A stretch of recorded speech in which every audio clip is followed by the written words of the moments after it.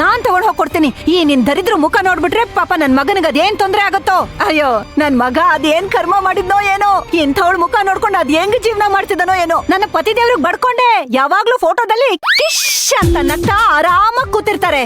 ಬೇಡಾರಿ ಇಂಥ ಸೊಸೆ ಬೇಡ ಅಂತ ಬಡ್ಕೊಂಡೆ. ಅಯ್ಯೋ ಇಲ್ಲ ಕಣೆ, ಶಾಂತಿ ಶಾಂತಿ, ಈ ಮನೆ ಶಾಂತವಾಗಿರತ್ತೆ ಅಂತ ಏನೋ ಬಾಯಿಗೆ ಬಂದ ಹಾಗೆ ಮಾಡ್ಬಿಟ್ರಪ್ಪ. ಇರೋ ಶಾಂತಿನೇ ಕಿತ್ಕೊಂಡ್ಬಿಟ್ರು. ಆರಾಮಾಗಿ ಶಾಂತವಾಗಿ ಕೂತಿದ್ದೀರಾ. ಈಗ ನೋಡಿ ನಾವ್ ಅನ್ಭವಿಸ್ತಾ ಇದೀವಿ. ಏನೇ ಏನು ಕತೆ ಕೇಳ್ತಾ ಇದ್ಯಾ ಇಲ್ಲಿ ನಿಂತ್ಕೊಂಡು? ಹೋಗು, ಮುಖ ತೋರ್ಸ್ಬೇಡ ನೀನು. ಹೋಗು ಏಯ್ ರತ್ನ, ಬಾರೆ ಇಲ್ಲಿ. ಸ್ನಾನ ಮಾಡಿದ್ಯಾನೆ? ಮಾಡಿದ್ಯಾ ಬಿಡು, ಗೊತ್ತಾಗ್ತಾ ಇದೆ. ಕುಂಕುಮ ಇಟ್ಕೊಂಡಿದ್ಯಾ, ತಲೆಯೆಲ್ಲ ಬಾಚ್ಕೊಂಡಿದ್ಯಾ. ಹಿಂಗಿರ್ಬೇಕು ಹೆಣ್ಮಕ್ಳು. ಸರಿ, ಈ ತರಕಾರಿ ಎಲ್ಲ ಹಾಕ್ಬಿಟ್ಟು ಚೆನ್ನಾಗಿ ಬಿಸಿಬೇಳೆ ಬಾತ್ ಮಾಡು. ತರಕಾರಿ ಚೆನ್ನಾಗಿ ತೊಳಿ. ಅವಳು ಮುಟ್ಬಿಟ್ಟಿದ್ದಾಳೆ, ಆಗಲ್ಲ ನನ್ಗೆ. ತೊಳಿ ಆಯ್ತಾ? ಬಾರೆ ಮಗಳೇ, ಏನ್ ನಿಂತಿದ್ಯಾ? ಬಾ. ಆಮೇಲೆ ಒಲೆ ಮೇಲೆ ಹಾಲು ಇಟ್ಟಿದ್ದೀನಿ, ಕಾಫಿ ಮಾಡಿ ಸುಶಾಂತಕ್ ತಗೊಂಡು ಹೋಗ್ಕೊಡು. ಕೊಡ್ತೀನಿ. ಹಂಗೆ ನಿಮ್ಗೇನಾದ್ರೂ ಹಾಕೊಟ್ಬಿಡ್ತೀನಿ ಹಾಲ್ನಲ್ಲಿ. ಏನೇ ಅದು? ಅದು ಬಾದಾಮಿನ ಹಾಕಿ ನಿಮ್ಗೆ ಹಾಲ್ ಮಾಡ್ಕೊಡ್ತೀನಿ ಅಂದೆ. ಸರಿ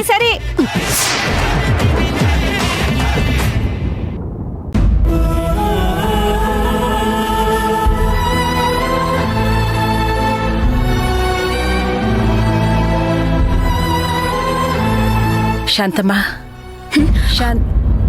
ಏನಮ್ಮ? ಓ, ಆಗ ನಡೆದಿದ್ ಘಟನೆನ ನೆನೆಸ್ಕೊತಾ ಇದೀಯಾ? ಹೌದು ರತ್ತಮ್ಮ.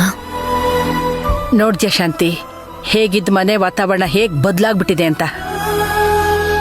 ಬಾಮಿನಿಯಮ್ಮ, ಸುಕ್ಕು ಇವರಿಬ್ರು ಸೇರ್ಕೊಂಡು ನಿನ್ನನ್ನು ಎಷ್ಟು ಗೋಳುಯ್ಕೊಂಡಿದ್ರು.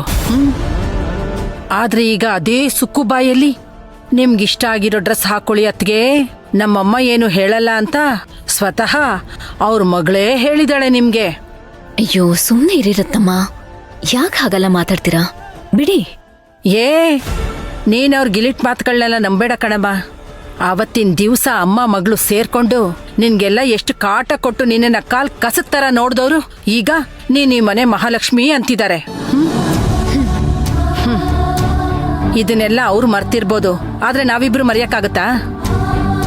ಮೆಲ್ಲಗ್ ಮಾತಾಡಿ. ಸುಮ್ನೆ ಅವ್ರ ಕಿವಿಗ್ ಬಿತ್ತು ಅಂದ್ರೆ ಮತ್ತೆ ಯುದ್ಧನೇ ಶುರು ಆಗಿ ಹೋಗುತ್ತೆ. ಯುದ್ಧ ತಾನೇ, ನಡಿಲಿ.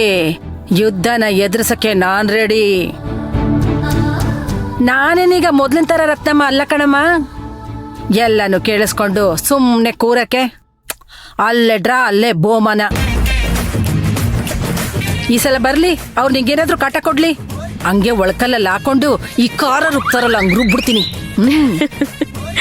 ರತ್ನಮ್ಮ ಬಿಡಿ, ಹೋಗ್ಲಿ. ಸರಿ, ಇವಾಗ ತಿಂಡಿ ಮಾಡಕ್ ಸ್ಟಾರ್ಟ್ ಮಾಡ್ಲಾ?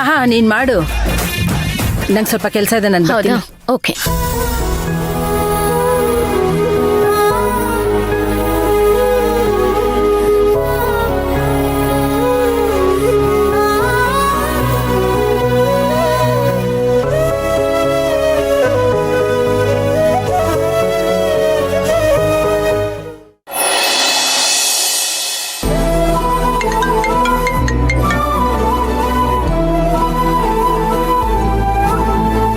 ಹಲೋ, ಅರ್ಚನಾ ಹೇಗಿದ್ದಾಳೆ? ಚೆನ್ನಾಗೇ ಇದ್ದಾಳೆ. ಅಲ್ಲ, ಮತ್ತೆ ನೈಟ್ ಏನೋ ಆಗಿತ್ತು ಅಂತ ಹೇಳ್ದೆ ನಂಗೆ. ಅದು ವಿಷಮಶೀತ ಜ್ವರ ಅಂತೆ. ಅದಕ್ಕೆ ವೈದ್ಯರು ಟ್ರೀಟ್ಮೆಂಟ್ ಮಾಡಿದ್ದಾರೆ. ಸದ್ಯಕ್ಕೆ ಏನು ಭಯಪಡೋ ಅಗತ್ಯ ಇಲ್ಲ ಅಂತ ಹೇಳಿದ್ದಾರೆ.